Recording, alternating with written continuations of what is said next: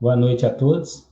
Estamos iniciando mais uma palestra do Grupo Espírita Servos de Jesus. Hoje vamos estudar do livro Pensamento e Vida, os capítulos 25, Tolerância, e 26, Oração. E quem fará o estudo para nós será o nosso companheiro Marcelo Vicente. Boa noite, Marcelo. Seja bem-vindo. Boa noite, Lázaro. É um prazer estar aqui com vocês, ainda mais para a gente falar um pouquinho de Emmanuel, claro, e com base no Evangelho de Jesus, que eu acho que é uma temática que a gente precisa estar revivendo muito, né? Sempre, né? Para dar início aos trabalhos da noite, vou fazer uma leitura do livro Pão Nosso, ditado pelo Espírito de Emmanuel, a Francisco Cândido Xavier. A leitura de hoje é de número 140, saibamos lembrar. Lembrai-vos das minhas prisões. Paulo está na carta aos Colossenses, capítulo 4, versículo 18. Nas infantilidades e irreflexões costumeiras, os crentes recordam apenas a luminosa auréola dos espíritos santificados na terra. Supõe muitos encontrá-los facilmente além do túmulo, a fim de receber-lhes preciosas lembranças. Não aguardam senão o céu através de repouso brilhante na imensidade cósmica. Quantos se lembrarão de Paulo tão somente na glorificação? Entretanto, nessas observações aos Colossenses, o grande apóstolo exorta os amigos a lhe rememorarem as prisões, como a dizer que os discípulos não devem cristalizar o pensamento na antivisão de facilidade celeste, e sim refletir seriamente no trabalho justo pela posse do reino divino. A conquista da espiritualidade sublime tem igualmente os seus caminhos. É indispensável percorrê-los. Antes de fixarmos a coroa resplandecente dos apóstolos fiéis, meditamos nos espinhos que lhes ferirem a fronte. Paulo conseguiu atingir as culminâncias, entretanto, quantos golpes de açoite, pedradas e ironia suportou, adaptando-se aos ensinamentos do Cristo em escalando a montanha. Não mire apenas a superioridade manifesta àqueles a quem consagras admiração e respeito. Não te esqueça de imitá-los, afeiçoando-te aos serviços sacrificiais a que se devotaram para alcançar os fins, os divinos fins. Então, a lição que saiu, saibamos lembrar de número 140. Com as vibrações dessa leitura, vamos elevar nosso pensamento neste momento. Sempre agradecer a oportunidade de reunirmos mais uma vez para estudar o ensinamento do Mestre Jesus através dessa bendita doutrina, que possamos ser amparados neste momento, que o orador da noite possa ser intuído e que a equipe espiritual do Grupo Espírita Servos de Jesus possa adentrar todos os lares que estarão conectados conosco nesta noite e que possa ampará-los. Que a paz e a luz do Mestre Jesus esteja conosco. Que assim seja. Marcelo, te passo a palavra. Qualquer dúvida, eu estou aqui. Você pode só chamar, tá bom? Obrigado, Lázaro. Vou compartilhar a minha tela. Ok.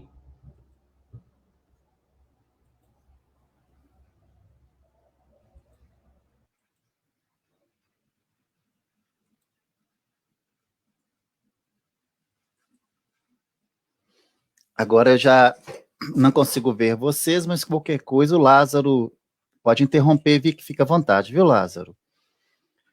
Bom, meus irmãos, um prazer estar com vocês aqui sobre a diretriz do Evangelho de Jesus, que nos embala a vida, né, e nos promove muito esses momentos de reflexão para que a gente busque reforços para nossa caminhada que tem sido tão laboriosa e, de certa forma, trazido tantos desafios para nós. E com essa temática de hoje, era uma temática muito desafiadora, porque sempre quando nós trazemos um tema para desenvolver, a gente tenta, num esforço, enxergá-lo nas nossas vidas. E quando eu fui trabalhar a questão da tolerância, a gente começa a perceber o tanto que a gente precisa caminhar para realmente estruturar essa base, porque a tolerância, ela funciona como se fosse uma base estrutural para que as outras virtudes sejam trabalhadas a partir dela. Sem ela, a gente não consegue, porque a tolerância, ela embasa o enxergar o próximo. E no nosso planeta Terra, fora da caridade não há salvação, e essa caridade é um movimento conosco, claro, inicialmente, mas com o próximo. Então, sem essa base de entendê-lo, de percebê-lo como igual, que é a base da tolerância, a gente não consegue alicerçar a construção das outras virtudes na nossa vida.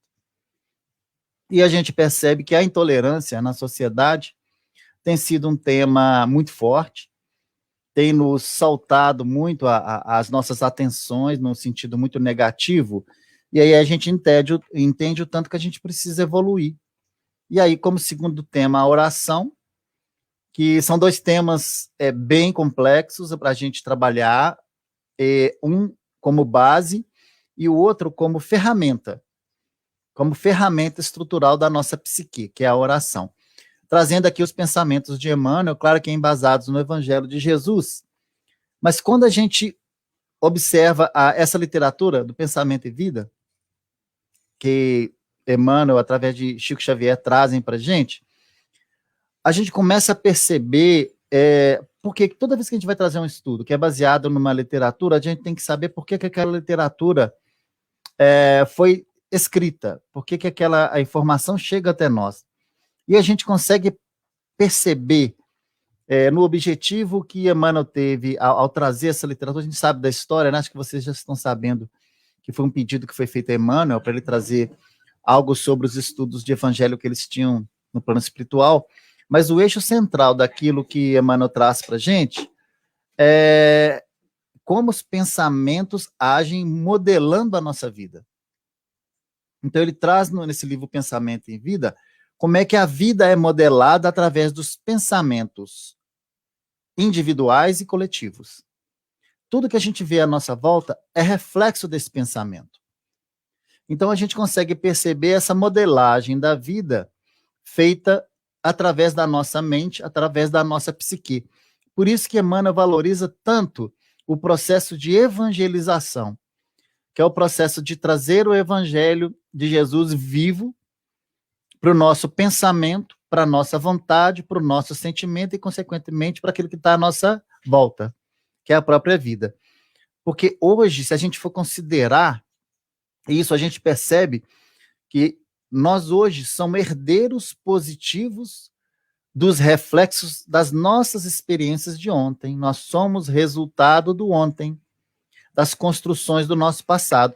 Hoje, a gente colhe aquilo que a gente semeou no nosso passado. E aí, com esse olhar do estudo, com esse olhar do evangelho vivo na nossa vida, nós percebemos que a construção do hoje, ela percorre e nos alcança no homem que nós queremos ser, no espírito que nós queremos ser amanhã. É o nosso futuro. Por isso que a gente conversa muito com alguns companheiros, e a gente fala que nós somos vivenciadores da esperança, porque quando a gente fala em felicidade, a gente fala de uma construção que a gente está fazendo na nossa atualidade. Porque possivelmente as nossas caminhadas pregressas não foram tão, como se diz, despertas para essa busca, para essa construção. Então, hoje nós somos herdeiros positivos dos reflexos das nossas experiências de ontem. Mas a gente tem recurso para alterar essa direção para a verdadeira felicidade. E Emmanuel, quando descreve para a gente esses tomos, a gente vê o nosso pensamento como criador de vida. E é uma vida que nós procuramos, através do reflexo de nós mesmos. E aí a gente tem aquele contexto que a mente é o espelho da vida em toda parte. Isso é de Emmanuel também, tá, gente? A mente é o espelho da vida em toda parte. E o reflexo mental mora no alicerce dessa vida. Nada melhor do que trazer o evangelho para justificar isso para a gente. A gente trouxe lá uma passagem de Eclesiastes 3, versículo 1 e 2 aqui, que traz para a gente o seguinte: tudo tem o seu tempo determinado, e há tempo para todo o propósito debaixo do céu. Há tempo de nascer, há tempo de morrer, há tempo de plantar e há tempo de colher, né? Ou tempo de arrancar o que se plantou. Nós estamos no tempo da nossa colheita daquilo que nós construímos no passado. E a semente hoje, que labora o nosso coração e que a gente torna esse coração fértil a se apropriar dessa semente, é a garantia do nosso futuro. Do futuro promissor ou de um futuro compromissado. Então, hoje, nós só temos o presente. Por isso que a gente fala muito com as pessoas que a gente não pode ficar revivendo o passado, porque o passado está lá. E a gente não pode também ansiar viver um futuro, porque o futuro ainda não existe. Nós só temos o presente. O que é o presente para a nossa vida hoje? É o nosso cotidiano. A representação da nossa realidade, do nosso presente, ela é oferecida e ofertada a todos nós, desde o momento onde que amanhece, o sol nasce, e as diretivas que eu dou para a minha vida, das minhas reações, daquilo que eu reajo, daquilo que eu penso, daquilo que eu sinto, até quando eu vou adormecer, e aquelas que me sustentam no sono. Ela é cíclica, ela perfaz a parte do sono como um todo, que é responsabilidade minha. Então, o que eu desenvolver nesse período é que me traz a perspectiva do próximo passo que eu tenho, que é o novo dia. E a gente consegue perceber, então, a nossa mente como um campo da nossa consciência mais desperta, que é a faixa evolutiva, onde a gente aplica o nosso conhecimento adquirido, onde a gente opera. Então, a nossa mente é como se fosse um grande caderno, onde nós aplicamos o nosso conhecimento, aí vem pensamento, aí vem desejo, aí vem vontade, aí vem tudo isso reestruturando um cotidiano nosso, e esse cotidiano pode ser positivo ou negativo na sua somatória, na sua média, às vezes. Então, esse é o nosso cuidado, tornar o nosso cotidiano cada vez mais promissor, através das nossas reações, com menos raiva, menos ansiedade, menos indignação e mais trabalho operante, mais palavras positivas, mais pensamentos positivos e mais entendimento de quem é o meu próximo. E essa passagem é muito, muito boa para a gente desenvolver isso. E aí, quando a gente volta a trabalhar a questão de Emmanuel, Emmanuel traz para a gente esse campo da consciência e compara a nossa mente humana a um espelho que reflete. E aí ele tem essa comparação também, não sei se vocês já estudaram, a um grande escritório, que é subdividido em diversas seções, esse escritório.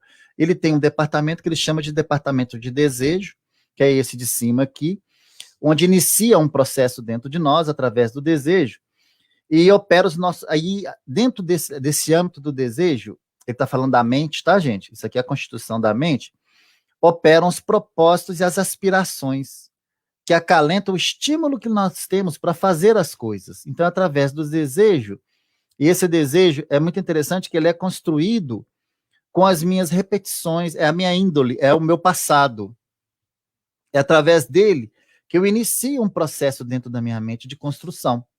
E aí ele tem um outro departamento que utiliza para trazer concretude a esse desejo, que é a inteligência, que são os patrimônios de evolução de cultura que eu trago dentro de mim. Então é como se fosse uma área de recurso aonde eu trago uma estrutura que vai me permitir concretizar esse desejo.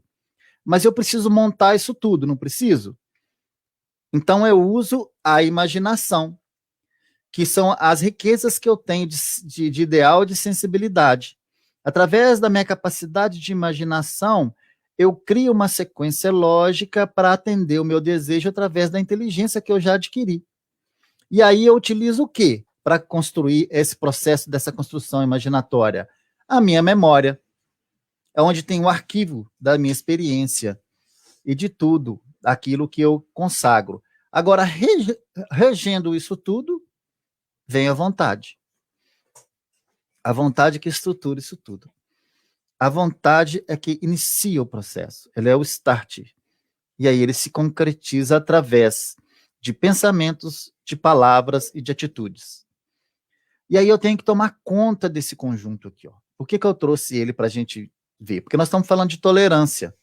E Emmanuel, ele complementa essa ideia e ele traz ela que ele fala o seguinte, apresenta-nos ainda as duas asas que conduzirão o espírito humano à presença de Deus, o amor e a sabedoria. Então, o que vai reger e direcionar esse movimento para uma coisa boa para nós, que vai nos conduzir às virtudes, é o sentimento e a razão.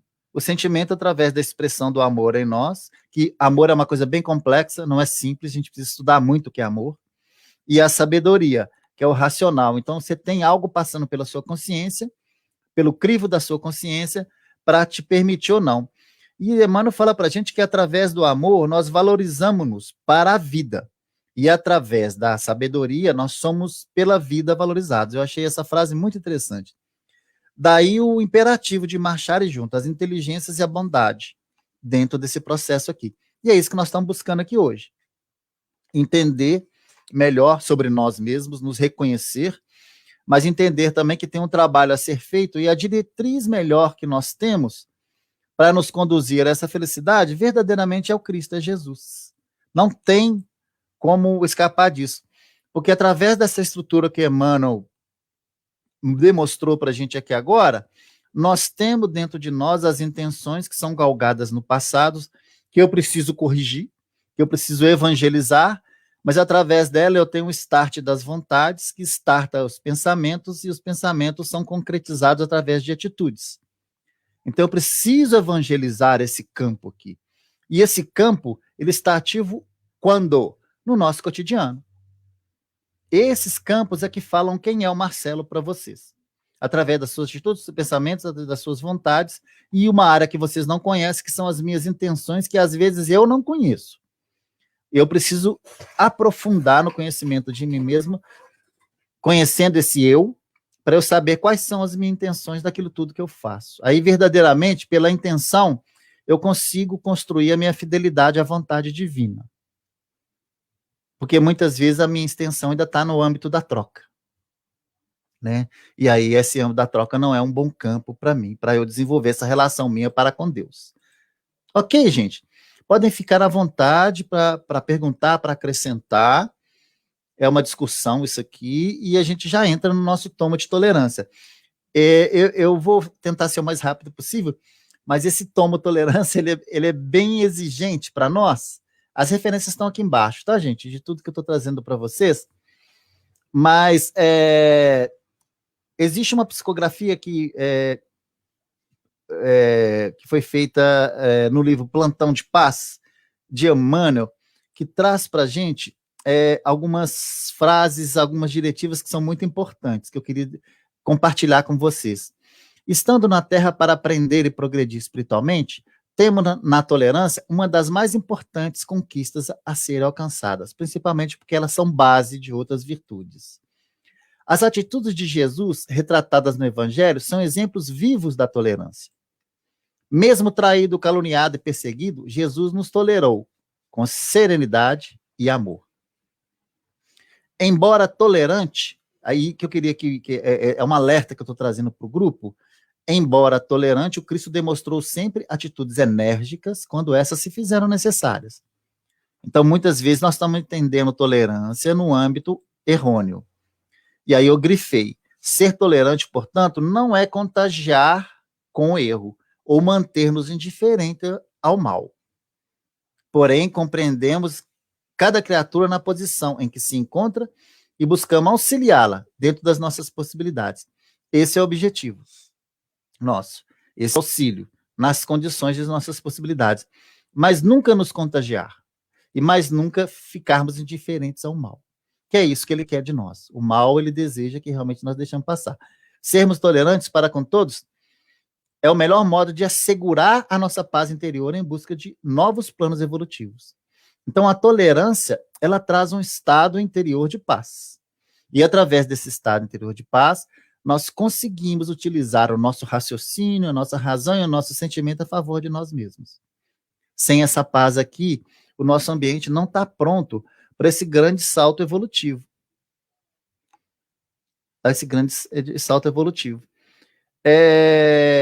Então, tolerância é esse caminho que a gente tem que escolher.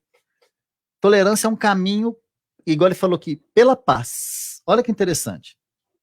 E aí a gente continua a entender como é que a gente, então, galga esse caminho para construir a tolerância, se ela é o caminho da paz. Aí tem algumas diretivas interessantes para a gente dividir com vocês aqui. Não julgues esse ou aquele companheiro ignorante ou desinformado, porquanto, se aprendeste a ouvir, já sabes compreender. Diante de criaturas que te enderecem qualquer agressão, conversa com naturalidade, sem palavras de revide que possam desapontar o interlocutor. Isso também é Emmanuel, tá, gente? Perante qualquer ofensa, não perca o sorriso fraternal e articula alguma frase capaz de devolver ao ofensor a tranquilidade. Nos empecilhos da existência, tolera os obstáculos sem rebeldia, e eles se te farão facilmente removíveis. No serviço profissional, suporta com paciência o colega difícil, e aos poucos, em te observando a calma e a prudência, ele mesmo transformará para melhor as próprias disposições.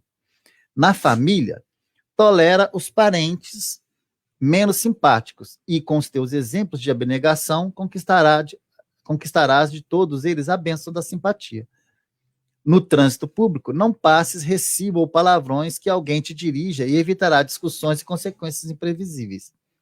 Nos aborrecimentos e provações que te surgem, a cada dia suporta com humildade as ocorrências suscetíveis de ferir-te. E a tolerância se fará a trilha de acesso à felicidade, de vez que aceitará todos os companheiros do mundo na condição de filhos de Deus e nossos próprios irmãos. Então, se a gente estava buscando referências para o nosso cotidiano, aqui elas estão, nesse estado da tolerância, que é a temática da noite. Se a gente for buscar no Evangelho e rapidamente trazer alguns descritivos para a gente, tem em Mateus 18, versículo 15 e 16, se teu irmão pecar contra ti, vai arguí-lo entre ti e ele só. Se ele te ouvir, ganhaste a teu irmão. Se, porém, não te ouvir, toma ainda contigo uma ou duas pessoas, para que, pelo depoimento de 2 ou 3 testemunhas, toda palavra se estabeleça. E aqui nessa diretiva, em Mateus, a gente vê que muito da relação com o outro ao desenvolvimento do processo da tolerância. Ainda em Mateus 12, 31 e 32, por isso vos declaro, todo pecado e blasfêmia serão perdoados aos homens, mas a blasfêmia contra o Espírito Santo não será perdoada. Se alguém proferir alguma palavra contra o Filho de Deus, ser-lhe-á isso perdoado.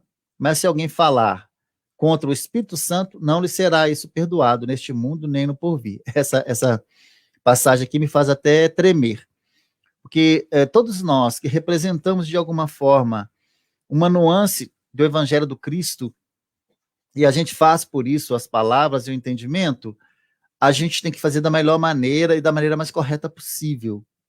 Então, o que ele fala aqui é que, de certa forma, é muito difícil aquele que profere a mensagem do Evangelho em proveito próprio.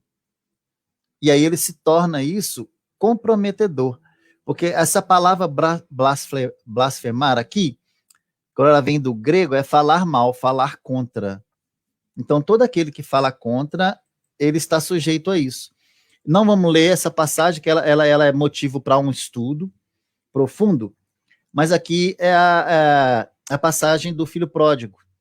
E aí eu queria trazer só esse tema aqui, ó, essa parte. A gente sabe, né, dessa passagem do filho pródigo, que ele tinha 2 filhos, um pede a herança e sai para viver as coisas mundanas que essa herança, ele gasta tudo, se arrepende, faz um comparativo entre aqueles que servem o pai, e fala que quem serve o pai está sendo mais bem tratado que ele, e retorna. E aí nós temos a reação do pai. Olha que está grifado aqui.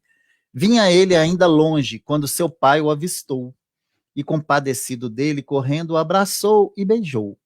E o filho lhe disse, pai, pequei contra o céu e diante de ti, já não sou digno de ser chamado teu filho. O pai, porém, disse aos seus servos: trazei depressa a melhor roupa, veste-o, ponde-lhe um anel no dedo e as sandálias nos pés. Trazei também e matai o novilho cevado. Comamos e regozijemo-nos. Então você vê a representação de Deus aqui no Pai, nós como filhos pródigos, que saímos através do protagonismo do livre-arbítrio e achamos que nós damos conta da nossa vida, achamos que nós somos Deus para nós mesmos, o ego falando sobre a gente, e a gente começa a construir um mundo que nós acreditamos e não respeitamos o mundo disponível a nós pelo nosso Criador. E saímos a nos materializar. Materializamos tudo. Nosso afeto, nosso querer e nosso ser. E aí, quando nós percebemos que isso não nos traz felicidade, porque existe um mecanismo que se chama vida, e toda vez que nós nos atritamos contra esse mecanismo, contra esse direcionamento dessa engrenagem, vem a dor para nós, e através da dor a gente passa a reconhecer que existe algo acima disso, que nós estamos fazendo alguma coisa de errada. E olha que interessante, quando a gente volta, o nosso pai nem pergunta e nem nos vira, fala assim, você fez aquilo, ó, bem feito. Não existe isso. Ele nos enxerga de longe, nós estamos distante dele ainda. Esse pai nos avista o tempo todo, ele se compadece de nós, ele nos abraça, ele corre na nossa direção, ele nos beija, são permissões, tá? Correr na direção, abraçar e beijar são dimensões de aceitabilidade. E aí nós nos declaramos para ele, e ele nos dá a veste das núpcias, quer dizer, nos consagra, como se diz assim, herdeiros do seu reino. Ele nos põe um anel no dedo, reconhecendo a nossa filiação, porque o anel representa filiação, e nos proporciona uma sandália, porque sabe que o nosso caminho vai ser difícil, porque aquilo que nós construímos nos nossos desvios, ele sabe que isso vai nos alcançar. Ele nos põe sandálias para nos proteger, não vai tirar a nossa dor, mas vai nos facilitar a caminhada.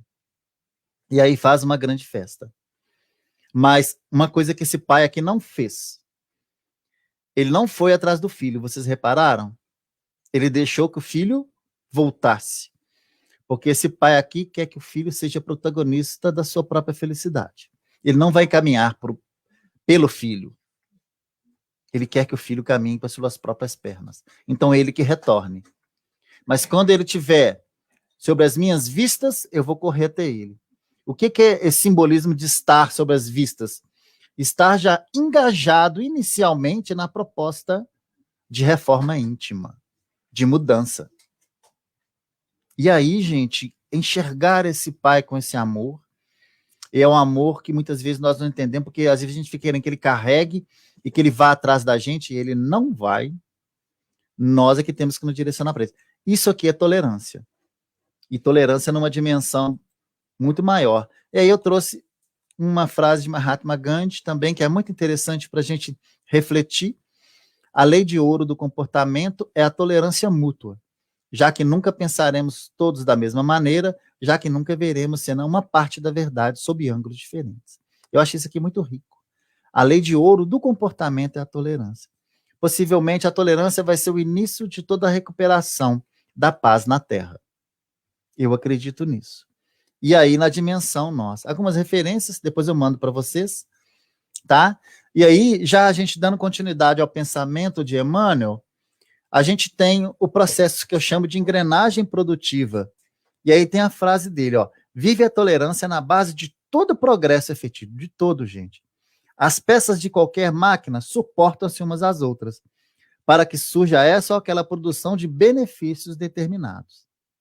Então, nós vemos a tolerância como base de qualquer movimento de evolução humana, seja ele no âmbito pessoal ou no âmbito coletivo, individual ou coletivo. Ele é a base. E aí ele usa um termo muito forte, suportam-se. E aí eu fui atrás de entender por que suportar, eu acho tão forte.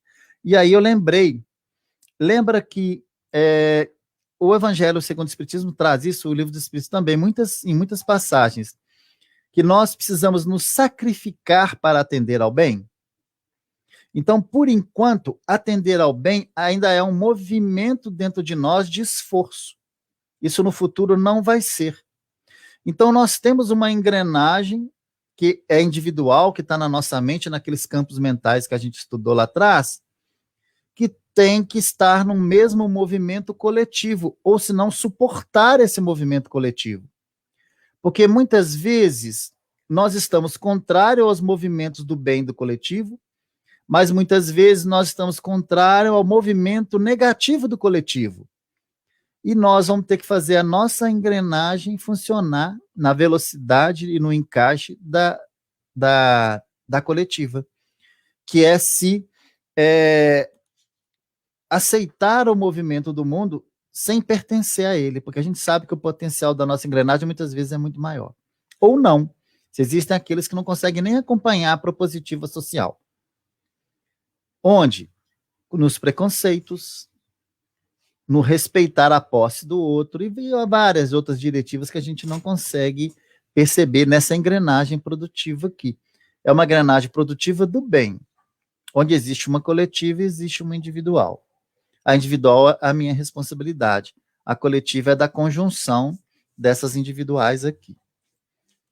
E aí a gente vê Emmanuel traz para a gente todas as bênçãos da natureza constituem larga sequência de manifestações da abençoada virtude que inspira a verdadeira fraternidade. Então, tudo que é de bom é aquilo que inspira a fraternidade. Aí ele fala da tolerância. Tolerância, porém, não é conceito de superfície. É reflexo vivo da compreensão que nasce límpida na fonte da alma, plasmando a esperança, a paciência e o perdão, com esquecimento de todo o mal. E aí a gente traz também uma estrutura onde o tema é tolerância, mas o que antecede ele na sua construção é a compreensão. Não há tolerância sem entender, sem estudar, sem absorver, sem compreender. Eu preciso melhorar o meu estado de compreensão para que eu consiga atingir o estado da tolerância. E aí, a partir desse estado de tolerância, eu trabalho a minha construção presente no homem que eu quero ser do bem, que é a esperança. Eu trabalho a paciência, que é esperar o tempo, tanto meu quanto dos outros, quanto das situações. E aí eu trabalho o perdão. E aí, só para dar uma alertiva de perdão, o perdão é uma realidade para aquele que está sobre o âmbito da expiação e prova, que é vinculado ao nosso planeta Terra. Por que que ele é? Ele é necessário, porque existe um processo anterior a ele que é a ofensa. Sentir-se ofendido. A gente só perdoa quando a gente já se sentiu ofendido, ou se permitiu sentir ofendido. Então, não seria melhor trabalhar a ofensa para não precisar perdoar? E aí a gente começa a entender várias passagens do Evangelho.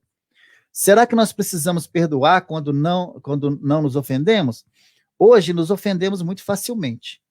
Mas quando adquirimos a verdadeira humildade, é uma temática que exige muito estudo de nós, o que é realmente ser humilde, nós não permitiremos mais ficarmos ofendidos, não precisamos perdoar. Aí fica a pergunta. Não seria melhor não ficarmos ofendidos pelo reconhecimento de quem somos realmente e de quem somos na realidade, intimamente, que é uma relação entre nós e Deus? Alcançar esse estado de não ofensa, então, é um desafio para todos nós.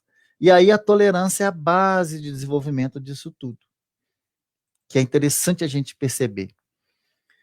No desenvolvimento desse texto de Emmanuel, ele fala para a gente uma parte que eu intitulei como dignidade, que fala o seguinte: pedir aos outros que os outros pensem com a nossa cabeça seria exigir que o mundo se adaptasse aos nossos caprichos, quando é nossa obrigação adaptar-nos.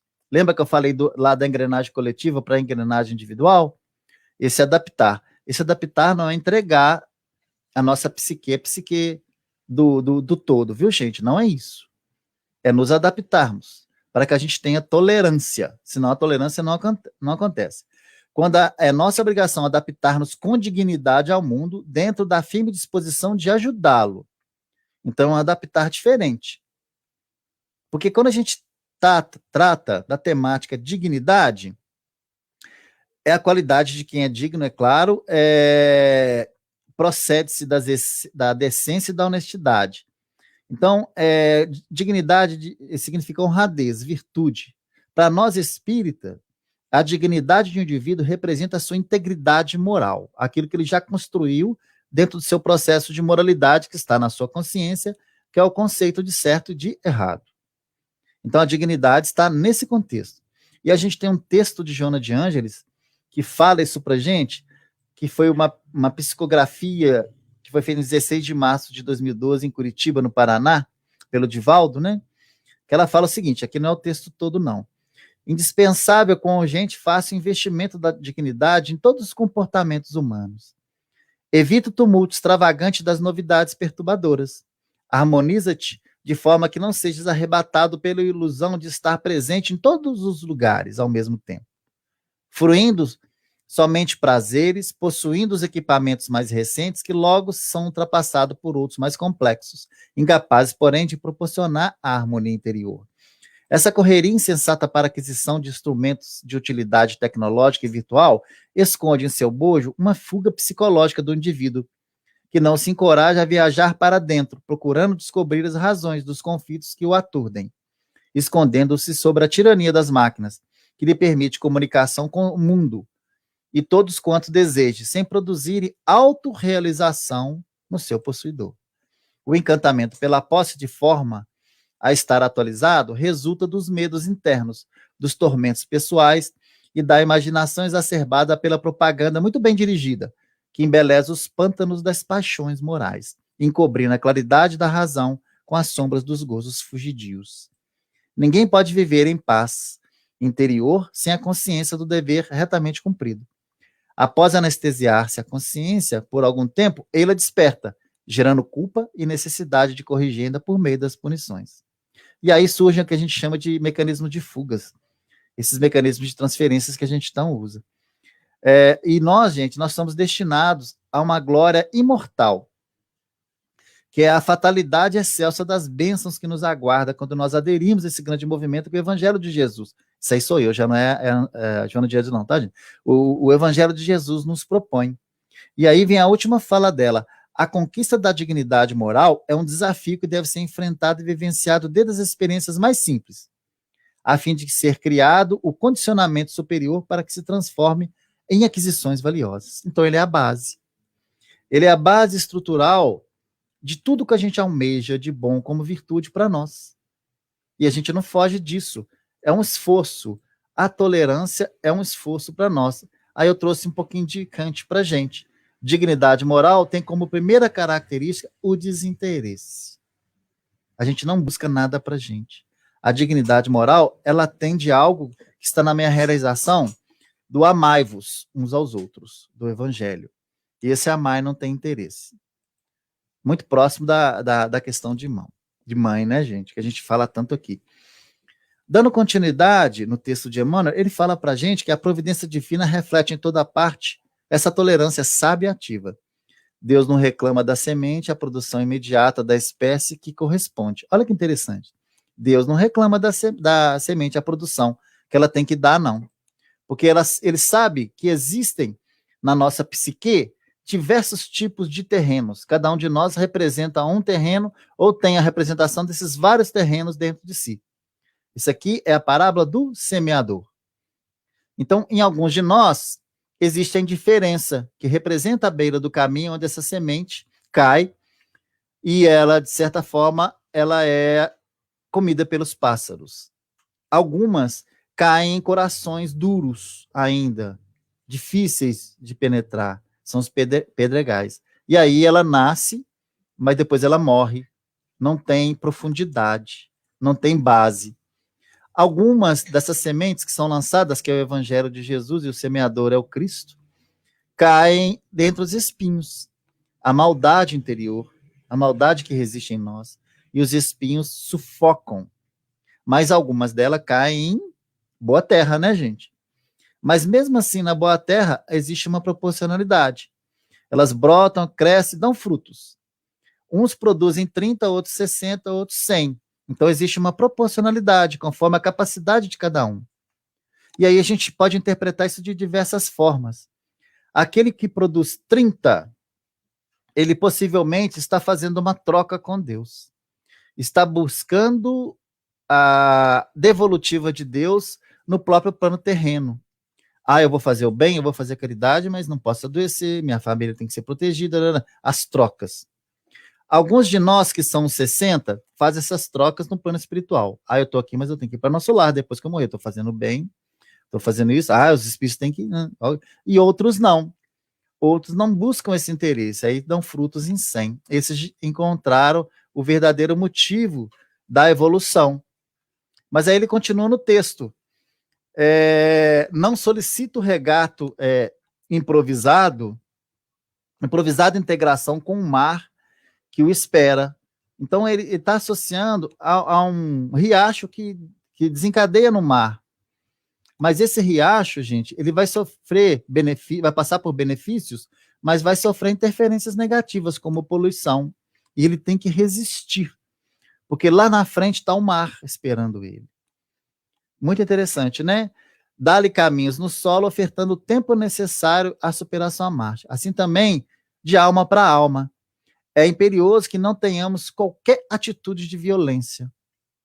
E aí a opção pela não violência, que é trazer brutalidade para esse processo. E Emmanuel é muito claro nisso. A brutalidade do homem impulsivo e a irritação do enfermo deseducado, tanto quanto a garra do animal, é o espinho na roseira, representando... Vocês estão vendo que um slide tem muito a ver com o outro. Eu falo de espinho aqui, e a gente representou espinho lá atrás. O espinho e o espinho da roseira representam indícios naturais da condição evolutiva em que se encontram. O por ódio é operar a destruição. O autor de qualquer injúria invoca o mal para si mesmo. A gente sabe disso. Em vista disso, o mal só é realmente mal para quem o pratica. Revidá-lo com base de inconsequência em que se expressa é assimilar-lhe o veneno. É imprescindível tratar a ignorância com carinho medicamentoso que dispensamos ao tratamento de uma chaga, porquanto golpear a ferida sem caridade será o mesmo que converter a moléstia curável numa legião.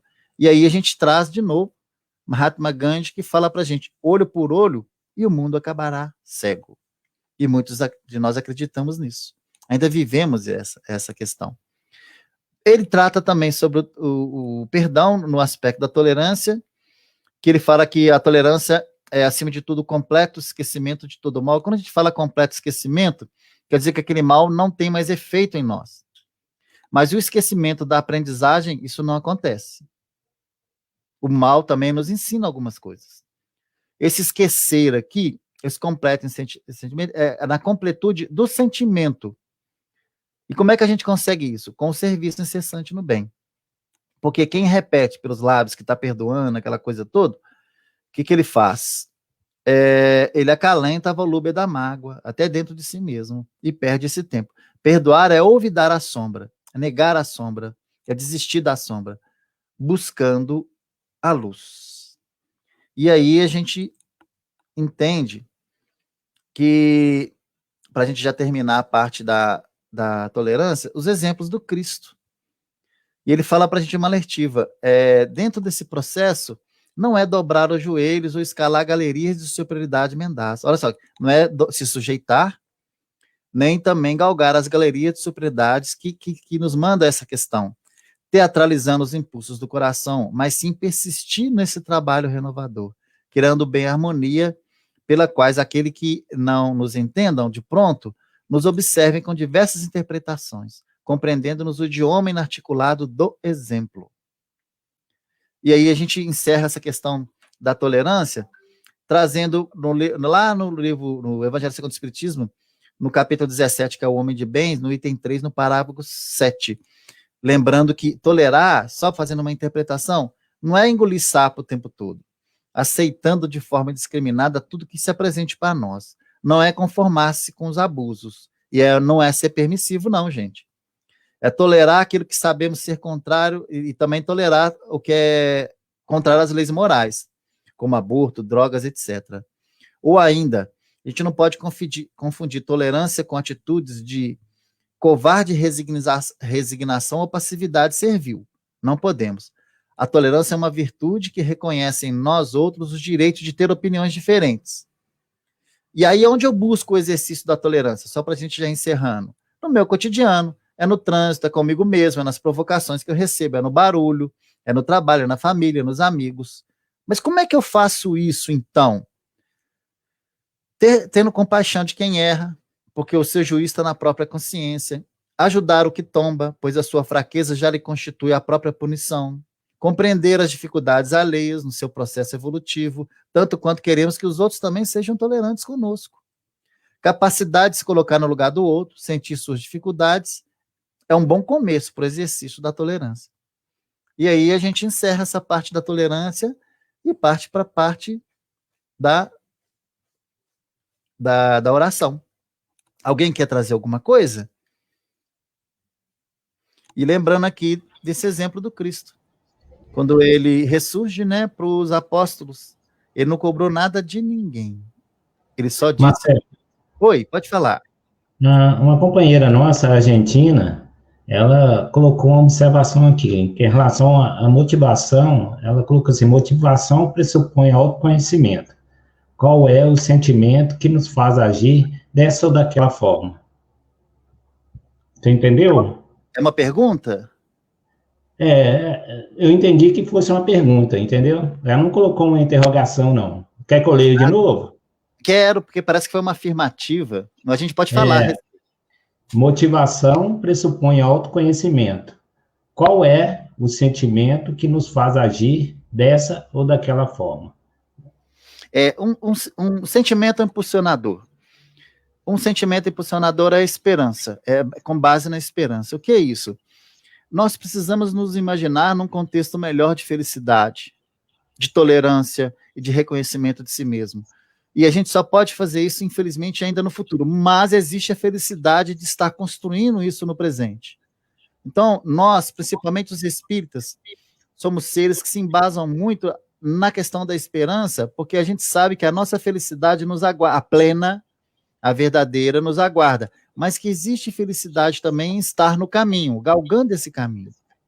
Então, o que nos motiva é que nós estamos construindo em nós algo que é real, que é espiritual, que é eterno, que está diante do nosso processo de imortalidade, mas que vai nos garantir um estado de felicidade pleno, que é aquilo que Deus quer de nós, que é a herança dele, tomar posse dessa felicidade.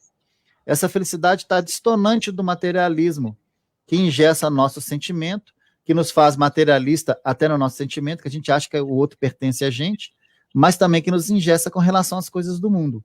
E a gente consegue perceber que tudo isso é um movimento libertador. O bom uso disso tudo, em provimento do bem de si mesmo e do meu irmão, me faz construtor da misericórdia divina. E aquele que consegue se consagrar abraço da misericórdia divina, gente, vive um ambiente de felicidade dentro de si. Porque servir a Deus é a coisa mais maravilhosa do mundo. Ser braço dele, representar o seu movimento libertador, é magnífico. É isso que a gente está procurando. Não sei se eu respondi, viu, Lázaro? Ok, pode dar sequência. Tá bom, meu amigo. Então, tolerância, gente, é um estado de sabedoria. E a gente precisa nos apropriar disso. É um manifesto de sabedoria. É uma elevada conquista da sensibilidade espiritual que existe dentro de cada um de nós. E ela é efetivada através da reforma íntima. E a reforma íntima é fruto de um estado de compreensão profundo, que respeita as diferentes expressões da natureza humana. Bacana isso, né? No final das contas, gente, todos nós estamos aqui para nos conectarmos uns aos outros, mas para construir algo com base nisso. Então, a primeira coisa é tornar-se um bom ouvinte, ser tolerante, apreciar essas diferenças e aprender com todos e se permitir. E a vida é esse estado de renovação que não cessa. Vamos falar um pouquinho de oração? Aí, Lázaro, sobrou só 8 minutos para a oração. Mas tudo bem. É porque é um tema realmente desafiador, é a questão, tá, da tolerância. A oração, a gente traz a oração que Emmanuel traz para a gente, que é o divino movimento do espelho de nossa alma rumo à esfera superior para refletir-lhe a grandeza. Essa frase dele é determinante. Primeiro que ele fala que é um movimento divino. E esse movimento divino, ele inicia lá na nossa vontade. Então, nós temos que ter vontade de iniciar esse movimento nosso. Através do quê? Da caridade verdadeira e plena. E aí, quando a gente fala em caridade, que é claridade também, a gente fala da caridade do bom samaritano, que é uma caridade completa. A caridade completa torna o outro meu irmão. Eu estou vinculado com ele para sempre. Não é essa caridade que oferece só um prato de comida, um agasalho e pronto. A gente precisa entender o que é caridade. Ela é desafiadora. A caridade torna o outro meu irmão. A gente precisa entender isso. E essa passagem do bom samaritano, ela traz isso para a gente. Então, é um movimento que inicia-se na vontade, mas se aprimora na justeza. E nós não falamos de justiça, nós falamos de justeza, que é estar justo. Ela se aprimora nos movimentos que são vinculados à justiça divina, ao correto. Então, ela inicia na nossa vontade, mas se aprimora com essa sintonia. No seu aperfeiçoamento, a oração busca se aprimorar em sua capacidade de refletir. O aprimoramento da oração é a capacidade de refletir cada vez mais, através daquilo que a nossa alma dá conta, relacionado com a vontade divina. Então, vamos entender isso. A oração busca um aprimoramento na capacidade de refletir aquilo que Deus direciona para a gente, através daquilo que a nossa alma já dá conta de fazer, relacionado a essa vontade divina. Sabe como é que se chama isso, gente? Misericórdia divina. Então, a oração, no seu aprimoramento, ela é o movimento de misericórdia, oriundo de Deus, refletido em nós e que chega à terra. Então, aqueles que acreditam que a misericórdia divina está diretamente vinculada ao braço de Deus que intervém pela gente, desculpa, isso é uma ilusão. A misericórdia divina se faz pelos próprios homens, pelos próprios espíritos. Deus respeita isso, esse protagonismo, porque aquele que faz, recebe. Lembra das bem-aventuranças? Aquele que é misericordioso recebe misericórdia. Ele representa o braço divino. Mas isso é um aprimoramento que a gente tem que buscar. Gente, cada um de nós aqui, o dia que a gente conseguir representar essa vontade divina, lembra que Jesus fala? Eu e o Pai somos um.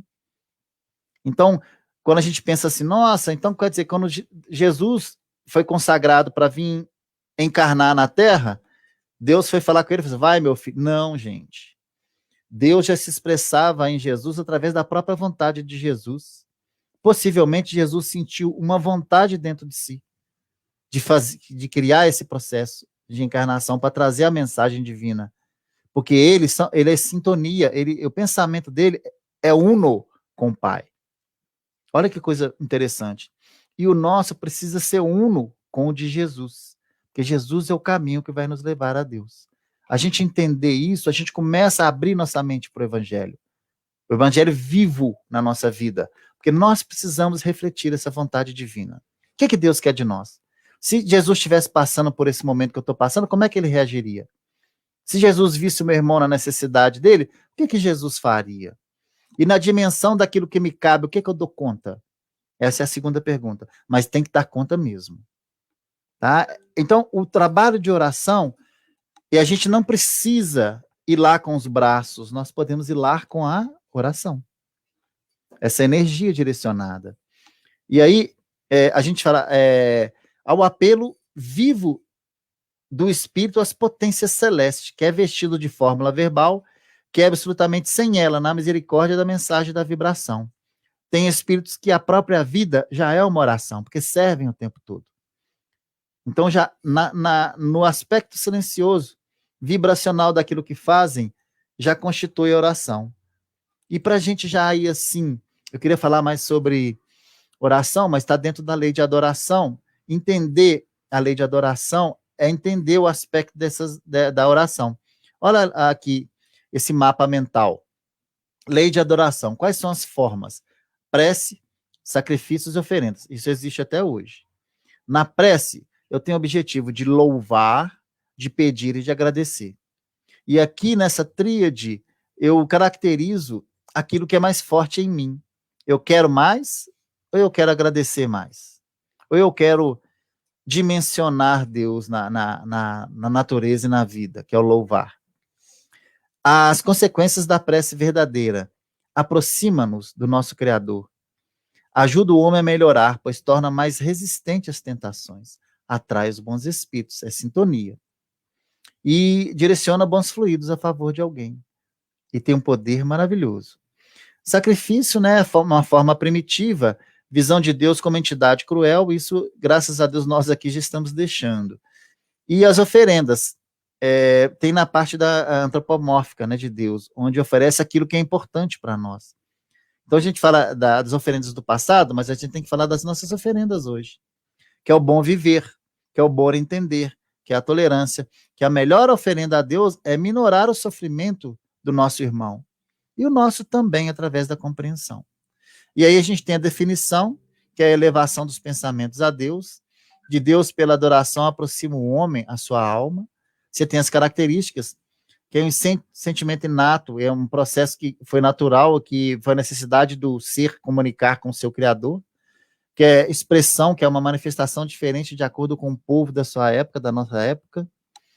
É mais válido pelo sentimento interior, pela expressão verbal, é mais válido pelo seu estado interior. Nós vamos chegar a um ponto que a nossa oração vai ser o nosso próprio sentimento. Isso é evolução e nós precisamos já caminhar para isso. Isso é ótimo para uma reunião mediúnica, tá, gente?